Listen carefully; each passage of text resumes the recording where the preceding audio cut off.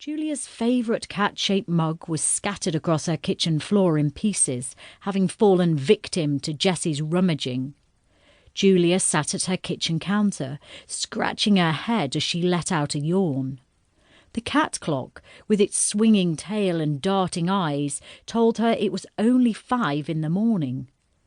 "I had a dream," Jessie repeated, staring out into the dark garden as she filled the kettle. "I was homeless again. It felt so real." "It was just a dream," Julia offered, as comfortingly as she could. "You don't ever have to worry about being homeless again. I won't let that happen." Jessie smiled over her shoulder as she set the kettle back in its stand. She plucked 2 individually wrapped tea bags from the box in the cupboard and ripped them open with her teeth before dropping them into 2 mugs.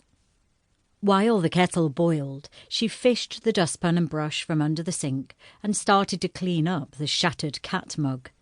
"I'll replace it," Jessie said as she swept up the pieces. "I'm sorry. I panicked. I don't want you to think I was robbing you." Julia cast an eye over to the bag and then to her kitchen cupboards. It appeared that most of her food had made its way into the bulging backpack. "It's just a mug," Julia said, shrugging and ignoring the small pang in her chest as she watched Jessie toss it into the bin. "I'll get over it." Jessie smiled again, but her young face was solemn. Julia wondered how bad the dream had been. "I was back on the streets," Jessie continued, pouring the boiling water into the 2 mugs. "Back at the old Fenton Industrial Park. That's where I was most of the time." Julia had heard of Fenton Industrial Park more than once. It was a couple of miles from Perrydale, on the outskirts of Cheltenham. The Perrydale Post had covered the devastating fire that had caused all the businesses to flee the area. What it hadn't covered was that a small community of homeless people had moved in and made the area their own soon after.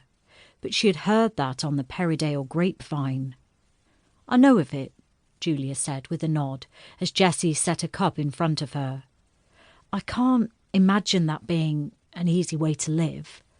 "It wasn't," Jessie said, sitting across from Julia, the dark circles under her eyes becoming obvious. "It was a horrible place to live, if I'm being honest. But it was home for 6 months. It felt more like 6 years. The winter seemed to go on forever. But we had each other, you know. We were sort of a family. We watched each other's backs and protected each other. When I used to nick cakes from your cafe, I'd take whatever I could back and share them out." "That was very thoughtful of you," Julia said, blowing the edge of her scalding hot tea. "You're a nice girl, Jessie." "But I'm not, am I?" she cried, her voice suddenly shooting up. "Because I got this cushy new life and left them all there to get on with it." "Is that what the bag is about?" Jessie glanced to the bag and nodded. "I woke up in a cold sweat," she said, staring into her cup as the tea bag steeped, its golden goodness swirling in small circles. "I felt so guilty. I left to find some food 2 months ago and never went back. Not even to explain." "Were you going back there?" "Only to give them food," Jessie said, looking ahead at the empty cupboards. "I would have replaced it all before you woke up. I made a list." Jessie reached into her pocket and pulled out a crumpled, messily written shopping list. Julia smiled, resting her hand on top of Jessie's. "I don't care about the food," Julia said. "As long as you're safe, that's all I care about." "I wouldn't trade this in for nothing." Jessie looked around the small kitchen as though she was taking in a grand castle. "But the others aren't so lucky, are they?" Julia sipped her tea, the cogs in her brain churning at light speed.